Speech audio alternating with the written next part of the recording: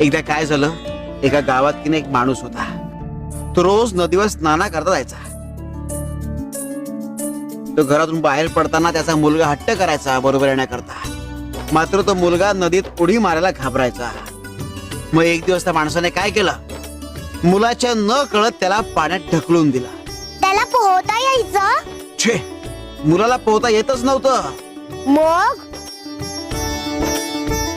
तो पाण्यात पडला, हातपाय मारायला लागला. मग आता तो मुलगा बुडणार. त्या क्षणी त्या वडिलांनी त्याला बाहेर काढला. पुन्हा एकदा वडिलांनी मुलाच्या न कळत त्याला पाण्यात ढकलला. आता आम्हाला सांग, ह्यावेळी मुलाने किती वेळ तग धरला असेल?